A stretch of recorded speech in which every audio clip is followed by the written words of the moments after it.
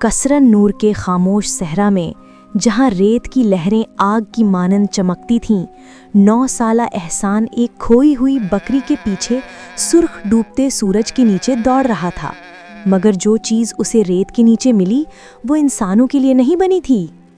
जब एहसान ने बकरी की रस्सी खींची, उसका पाँव किसी सख्त चीज़ से टकराया। जंग आलूद कुंडी जो चमकती हुई रेत में आधी दबी हुई थी। उसने धूल झाड़ी तो एक सुनहरा संदूक सामने आया, जिस पर अजीबो गरीब निशानात कंधा थे, जो चांदनी में जैसे हरकत करते महसूस होते थे। एहसान हैरत ज़दा सरगोशी में, खजाना? संदूक धीरे धीरे धड़कने लगा, जैसे जिंदा हो। उसे दादी की बात याद आई, हर सहरा में एक जिन सोता है जो धोखे से कमाई दौलत की पहरेदारी करता है। मगर तजस्सुस और भूख ने उसे अपनी दादी की बात नज़रअंदाज करने पर मजबूर कर दिया। क्लिक! संदूक खुल गया। सोने के सिक्के बाहर गिरने लगे, जो सूरज की मानंद चमकते थे। अगली सुबह एहसान के घर में जैसे बरकत बरस गई। बकरियों ने दुगना दूध दिया, पुराना खैमा चमकने लगा, यहाँ तक कि उसके वालिद ने मुस्कुराकर कहा, शायद अल्लाह ने हम पर करम किया है। लेकिन उस रात जब एहसान बिस्तर पर लेटा था, उसे सिक्कों के बजने की आवाज़ आई। हालांकि संदूक बंद था। फिर एक सरगोशी गूंजी, जो मेरा है, वापस करो उसे। हवा ठंडी हो गई।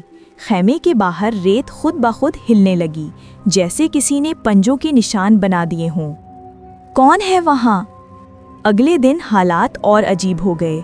जहाँ भी एहसान जाता, रेत पर धुंधली शक्लें बनती, जैसे कोई धुएं से बना साया उसे देख रहा हो। एक शाम उसकी बकरी गायब हो गई। बस बाकी खुर के निशान थे, जो रेत के एक गिरदाब में ख़त्म हो गए। डरा हुआ एहसान गांव के बुजुर्ग नेक इमाम शेख तारिक के पास भागा। बेटे, हर खजाना नेमत नहीं होता। जिन उस माल की हिफाजत करते हैं जो चोरी या हराम से कमाया गया हो। बताओ, तुम्हें वो कहाँ मिला? एहसान हिचकिचाया, फिर सब कुछ सच सच बता दिया। इमाम की आंखों में फिक्र की चमक उभरी। शेख तारिक ने कहा, आयतुल कुर्सी पढ़ो, दिल को पाक रखो।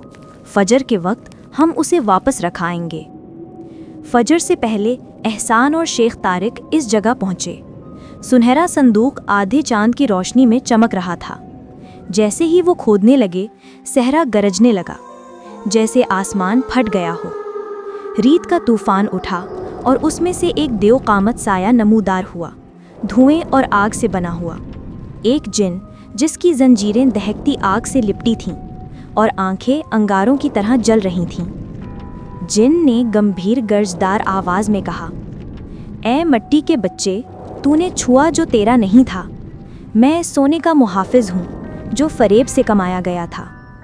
एहसान लरस गया, इमाम का हाथ मजबूती से पकड़ा। शेख तारिक ने बुलंद आवाज़ में कहा, आऊज़ु बिल्लाहि मिनश शैतानिर रजीम। इमाम ने आयतुल कुर्सी पढ़ी। सोना पिघलकर चमकती रेत में जज़ब हो गया। फिर जिन ने चीख मारी, उसका दहकता जिस्म चिंगारियों में बिखर गया। खामोशी छा गई। बस फजर की अजान और उफ़क़ पर फैलती रोशनी बाकी रह गई। एहसान घुटनों के बल बैठ गया, आंखों में आंसू थे। शेख तारिक ने नरमी से मुस्कुराते हुए कहा, याद रखो मेरे बच्चे, जिस माल में बरकत ना हो वो सिर्फ खौफ लाता है। सच्ची दौलत कनात और ईमानदारी में है। उस दिन के बाद एहसान ने कभी वो नहीं लिया जो उसका ना था। उसे समझ आ गया कि ख़जाने भी इंसान के ईमान का इम्तिहान होते हैं। अल्लाह सुब्हानहू ताला हमें ख़बरदार फरमाते हैं, और तुम एक दूसरे का माल नाहक ना खाओ। और रसूल अकरम सल्लल्लाहु अलैहि वसल्लम ने फरमाया, जो गोश्त हराम से पला वो जहन्नुम के लायक है।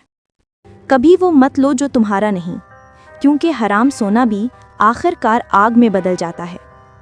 और हाँ, मज़ीद खूबसूरत इस्लामी कहानियों के लिए लाइक, शेयर और सब्सक्राइब करना मत भूलिए।